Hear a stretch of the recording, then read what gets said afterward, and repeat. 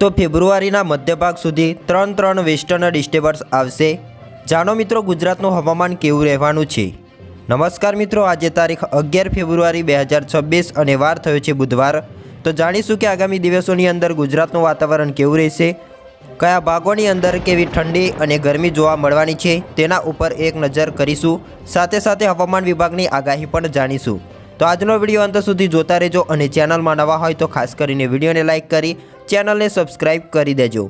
વાત કરીએ તો મિત્રો, પશ્ચિમી વિક્ષોભ સમગ્ર ઉત્તર ભારતમાં તીવ્ર ઠંડા પવનો લાવશે, જેના કારણે લઘુત્તમ તાપમાનમાં ઘટાડો થશે। તો તેની અસર ગુજરાતના હવામાન પર પણ જોવા મળી શકે છે।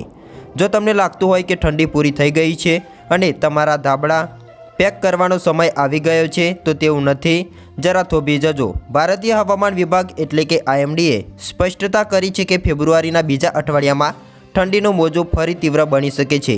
પશ્ચિમી વિક્ષોભ સમગ્ર ઉત્તર ભારતમાં તીવ્ર ઠંડા પવનો લાવી શકે છે, જેના કારણે લઘુત્તમ તાપમાનની અંદર ઘટાડો જોવા મળી શકે છે। તો તેની અસર ગુજરાતના હવામાનમાં પણ જોવા મળવાની છે।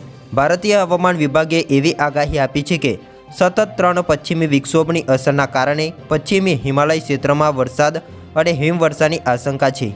પહેલું વેસ્ટર્ન ડિસ્ટર્બન્સ સર્જાયું છે, જ્યારે બીજું 13મી તારીખે અને ત્રીજું 16 અને 17 ફેબ્રુઆરી 2026 દરમિયાન વેસ્ટર્ન ડિસ્ટર્બન્સ આવી શકે છે।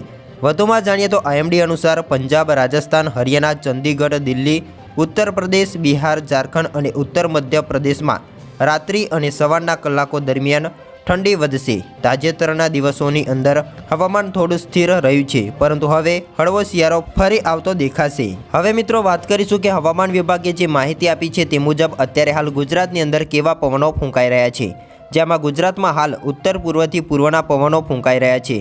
આ સાથે આગામી 14મી ફેબ્રુઆરી સુધીમાં તાપમાનની અંદર કોઈ મોટો બદલાવ થવાની શક્યતાઓ નથી અને 14મી સુધી ગુજરાતનું હવામાન સૂકું રહેશે અને વરસાદની પણ શક્યતાઓ નહિવત છે। રાજ્યમાં છેલ્લા કેટલાક દિવસોથી વાતાવરણમાં સતત થઈ રહેલા ફેરફારના કારણે જનજીવન પ્રભાવિત થયું છે। ક્યારેક કડકડતી ઠંડી તો ક્યારેક બપોરે ગરમીનો પણ અનુભવ થતો જોવા મળ્યો છે। મિક્સ સિઝન હવે લોકોને સ્વાસ્થ્ય માટે જોખમી પણ સાબિત થઈ રહી છે। વાતાવરણમાં આવેલા આ પલટાના કારણે રાજ્યભરમાં વાયરલ ઇન્ફેક્શન, શરદી, ઉધરસ અને તાવના કેસોમાં પણ ધરખમ વધારો થતો જોવા મળ્યો છે। વાત કરીએ તો પંજાબથી ઉત્તર પ્રદેશમાં વરસાદની ચેતવણી આપવામાં આવી છે। હવામાન વિભાગે આગામી થોડા દિવસોમાં પંજાબ, હરિયાણા, ચંદીગઢ, રાજસ્થાન અને પશ્ચિમી ઉત્તર પ્રદેશમાં વરસાદ અને ગાજવીજ સાથે વરસાદની આગાહી કરી છે। આ કારણે આ રાજ્યો માટે ચેતવણી જાહેર કરવામાં આવી છે। વધુમાં 11 ફેબ્રુઆરીએ એટલે કે આજે જમ્મુ અને કાશ્મીર, લદ્દાખ, હિમાચલ પ્રદેશ અને ઉત્તરાખંડમાં વરસાદ અને હિમવર્ષા શરૂ થવાની પણ ધારણાઓ છે। 13 અને 16મી ફેબ્રુઆરીએ અલગ અલગ સ્થળોએ વરસાદ અને હિમવર્ષાની પણ ચેતવણી આપી છે। હવામાન વિભાગના વેધર ઉપર એક નજર કરીએ। આગામી 7 દિવસ દરમિયાન સૌરાષ્ટ્ર, કચ્છ સહિત ગુજરાતમાં લઘુત્તમ તાપમાનમાં કોઈ મોટો ફેરફાર થવાની શક્યતાઓ નહિવત છે।